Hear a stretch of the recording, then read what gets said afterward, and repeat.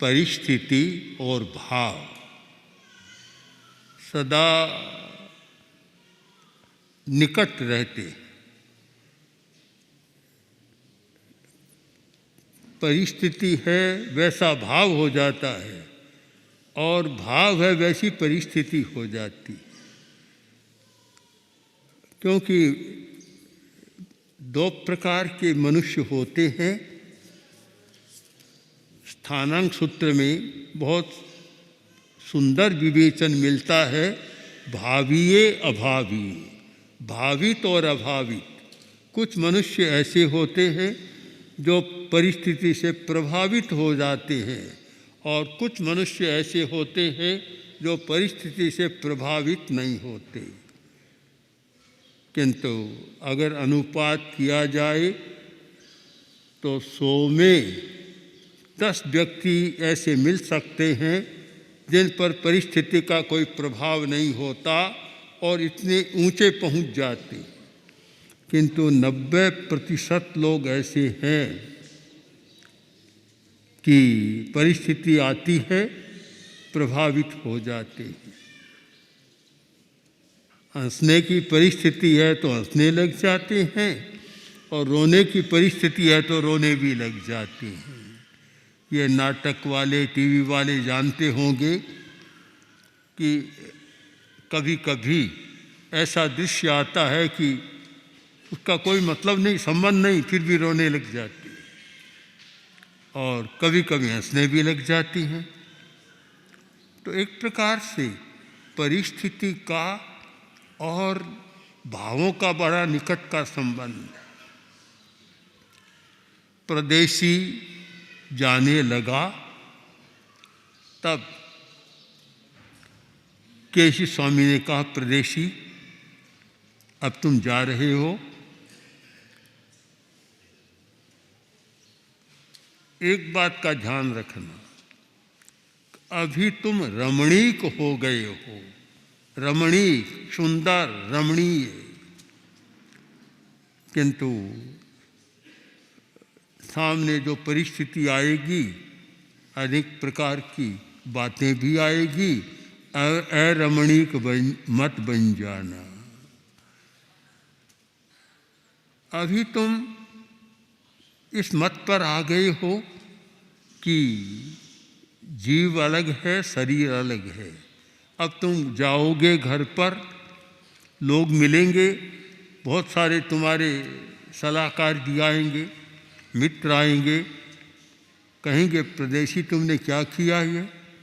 आज तक तुम जिस मत का प्रचार करते रहे और आज एकदम बदल गए, अच्छा नहीं किया तुमने। ऐसा कहने वाले भी मिलेंगे और पता नहीं क्या क्या तुम्हें सुनना पड़ेगा। उस समय प्रतिकूल परिस्थिति सामने आएगी, तुम अरमणीक बन सकते हो। पर ध्यान रखना कि रमणीक बन गए हो, अब अरमणीक मत बनना। केशी स्वामी ने आगे कहा कि देखो मैं तुम्हें एक बात बताता हूँ। एक उद्यान और सारे वृक्ष हरे भरे, पत्ते हरे भरे हैं, फल लगे हुए हैं, भीनी भीनी सुगंध आ रही है और लोग भी वहाँ जाते हैं, मन आह्लादित होता है। वह रमणीक होता है, वह वनखंड, वह उद्यान रमणीक होता है। और पतझड़ आता है, पत्ते सारे झड़ जाते हैं, फल भी नहीं रहते, केवल ठूंठ रह जाते हैं। वहाँ लोग जाना पसंद नहीं करते, वहाँ बेचने वाले पक्षी भी उड़ जाते हैं, वे भी नहीं आते। तो दो अवस्थाएं हो गई। एक समय उद्यान रमणीक था और एक समय ऐसा आया कि उद्यान अरमणीक बन गया। परदेशी ध्यान रखना कि तुम अरमणिक मत बनना, सदा हरा भरा उद्यान जो है वैसा रहना है, सुंदर रहना है, रमणीय रहना है, आकर्षक रहना है।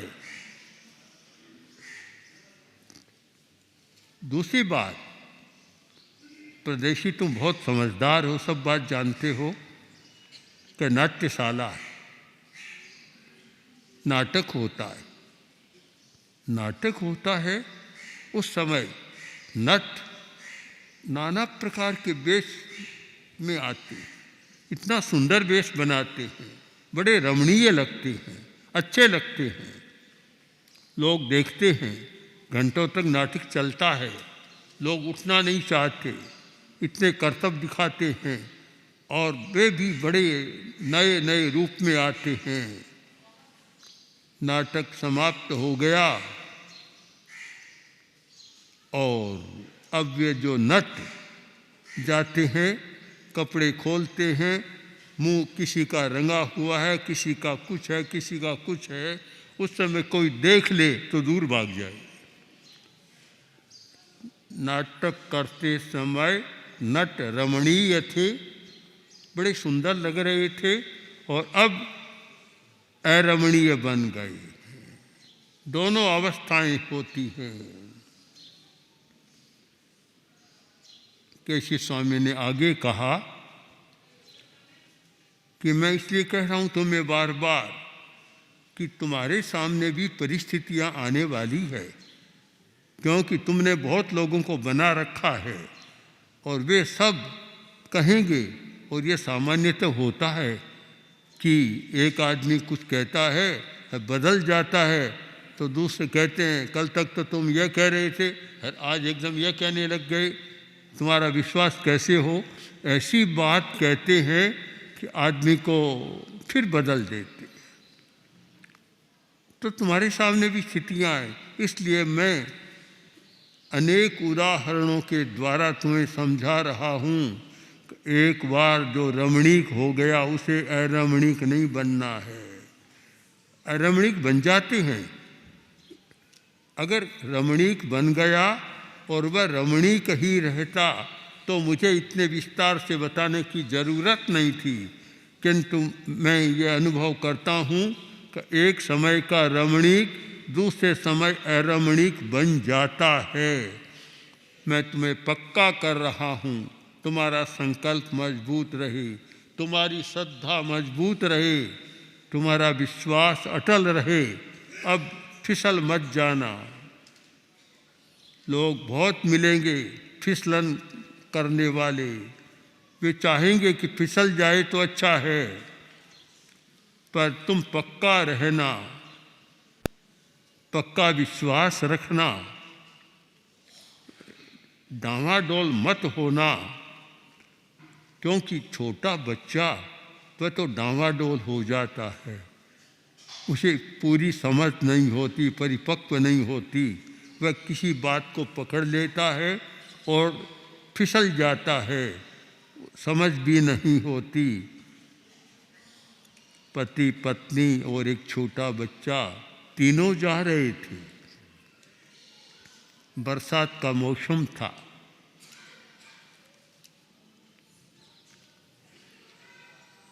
बच्चे के हाथ में टॉफी थी, कीचड़ था, टॉफी गिर गई। तो पिता ने कहा, जब वह फिर उठाने लगा तो पिता ने कहा और माता ने भी कहा कि रहने दो, गंदी हो गई है, अब दूसरी ले आएंगे। अब बच्चा पकड़ लेता है बात को, पूरी बात तो समझता नहीं, हर बात को पकड़ लेता है, आगे चले और उसकी माँ का पैर फिसल गया, कीचड़ में गिर गई। पिता उठाने लगा तो बच्चा बोला कि पप्पा रहने दो, मम्मी गंदी हो गई है, दूसरी ले आई। बात को पकड़ लेता है, पूरी बात को समझता नहीं है। पर तुमने तो पूरी बात को समझा है, ठीक ग्रहण किया है तो इसलिए मुझे विश्वास है कि तुम कभी बचकानेपन की स्थिति में नहीं जाओगे। तुम्हारा यह विचार का यौवन बना रहेगा और पक्के रहोगे। ऐसा लगता है कि कैशिश स्वामी उसको पक्का कर रहे हैं। जैसे बर्तन में अनाज डालते हैं, हिलाते रहते हैं कि ठीक खाली न रहे, पूरा भर जाए। पक्का करना। कुम्हार भी घड़े को आवा में देकर पका लेता है। अगर घड़ा कच्चा रह जाए तो काम का नहीं होता। आँच देकर पकाते हैं। तो एक प्रकार की आँच दे रहे हैं कि तुम ध्यान रखना। मैं तुम्हें एक बात और बताता हूँ। इक्ष्वाट तुमने देखा है, ईख का जब समय होता है, ईख पेरा जाता है।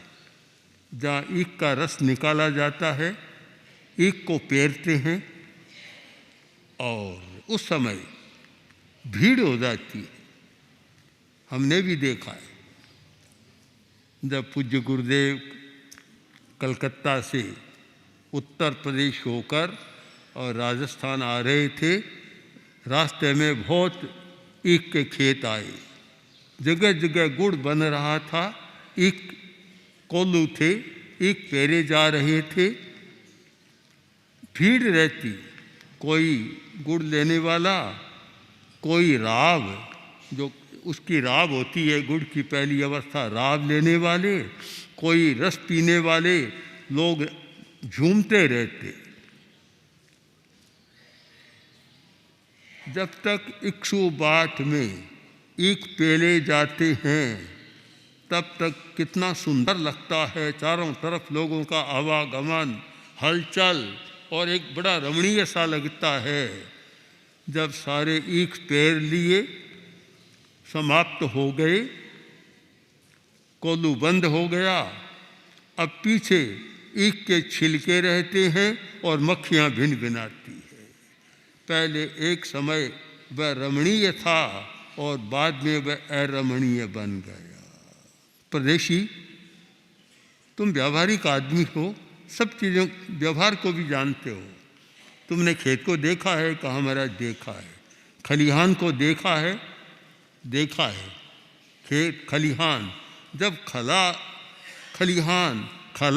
खला निकाला जाता है और धान को फटका जाता है, सफाई की जाती है, अनाज से भरे रहते हैं, उस समय लोगों की भीड़ रहती है। और जब उसका काम पूरा हो गया, खेत में लोग खेत से चले गए, खलियान भी खाली हो गया, अब पीछे केवल तुस रहते हैं, छिलके रहते हैं, सारी भीड़ समाप्त हो जाती है। पहले वह रमणीय था, बाद में अरमणीय बन गया। 4 उदाहरणों के द्वारा कि प्रदेशी तुम समझ गए, उद्यान पहले सुंदर फिर असुंदर बन गया। नाट्यशाला पहले सुंदर और फिर असुंदर बन गई। इक्ष्वाट पहले सुंदर रमणीय था और फिर अरमणीय बन गया। और खला पहले रमणीय था, बड़ी हलचल थी, अब सुनसान हो गया। तुम अभी रमणीक बन गए हो, किंतु उस पतझड़ के उद्यान जैसा मत बन जाना। तुम रमणीक बन गए हो तो अब तुम नाटक की समाप्ति के बाद होने वाले नटों की स्थिति में मत चले जाना। तुम रमणीक बन गए हो, अब तुम पीछे रहे ईख के छिलकों की तरह मत बन जाना। और तुम रमणीक बन गए हो, अब तुम वह अनाज के तुस की भांति मत बन जाना। रमणीक रहना, रमणीक, तुम्हारा चरित्र रमणीक रहेगा। तुम आस्तिक रहोगे, आत्मा पर विश्वास करोगे तो तुम्हारा चेहरा भी रमणीक रहेगा, तुम्हारी आत्मा भी रमणीक रहेगी, तुम्हारा शरीर भी रमणीक रहेगा, तुम्हारा आभा मंडल भी रमणीक रहेगा। सब अच्छा है, पर इस पद से अलग मत हो जाना। रमणीक रहना, हर व्यक्ति रमणीक रहना चाहता है, रमणीक रहना। सुकरात पश्चिमी दर्शन के प्रथम पुरुषों में माने जाते हैं और सुकरात, प्लेटो, ये वहाँ दर्शन के आदि पुरुष जैसे माने जाते हैं। सुकरात का चेहरा भद्दा था, चेहरा अच्छा नहीं था। कांच बहुत देखते, दर्पण के सामने जाकर खड़े हो जाते, शीशा देखते रहते। तो मित्रों ने कहा, सुकरात क्या देखते हैं बार बार, तुम्हारा चेहरा तो अच्छा नहीं है, फिर बार बार क्या देखते। सुकरात बोले कि मैं जानता हूँ कि मेरा चेहरा सुंदर नहीं है, भद्दा है, फिर भी मैं बार बार दर्पण देखता हूँ। क्यों देखता हूँ? कि चेहरा तो सुंदर नहीं है, पर मेरे चरित्र पर कोई धब्बा न लग जाए, इस चेहरे पर कोई चरित्र का धब्बा न लग जाए, इसमें सावधान होने के लिए मैं बार बार दर्पण को देखता हूँ। ध्यान रखना कि दर्पण को देखते रहना कि तुम्हारी आस्था पर कोई धब्बा न लग जाए, तुम्हारी निष्ठा पर कोई धब्बा न लग जाए, इस बात का तुम ध्यान रखना। केशव स्वामी ने जितना हिला हिला कर मजबूत करना था कर दिया, जितनी आँच देकर पक्का करना था पक्का कर दिया, और कहा ठीक है अब तुम्हें जाना होगा, तुम्हारा राज्य है, राज्य का संचालन करना होगा, पर फिर मैं कहता हूँ कि रमणीक रहना। इतनी बात सुनी, प्रदेशी बोला कि महाराज आप निश्चिंत रहे, निश्चिंत रहे, आपने मुझे जो सत्य का प्रकाश दिया है, अब कभी मैं अंधेरे में नहीं जाऊंगा। एक बार जो सत्य का प्रकाश मिल गया, उजाला मिल गया, वह फिर नहीं जाएगा। मैं कभी जाने वाला नहीं हूँ और मैं हमेशा रमणीक रहूँगा। मैं वैसा नहीं हूँ जो अरमणीक बन जाऊँ। फिर भी आपने जो मुझे सीख दी है, यह पाथे दिया है, पाथे मैं चाहता भी था मुझे पाथे मिले, आपने मुझे जो पाथे दिया है, इस पाथे को मैं खाता रहूँगा, स्वस्थ रहूँगा, तृप्त रहूँगा और सदा रमणीक रहूँगा। मैं आपको वचन देता हूँ कि मैं रमणीक बना रहूँगा। पक्का विश्वास दिया, पक्का संकल्प दोहराया। इधर के प्रदेशी अपनी उद्यान से राजधानी में जा रहे हैं, उधर केशव स्वामी वहाँ से प्रस्थान कर और जनपद यात्रा में जा रहे हैं। अब प्रदेशी क्या क्या करता है, वहाँ जाकर क्या योजना बनाता है और क्या करता है, इस पर फिर यथावसर हम विचार करेंगे। ओम श्री महाप्रज्ञ गुरवे नमः। गुरवे नमः। गुरवे नमः। ओम श्री महाप्रज्ञ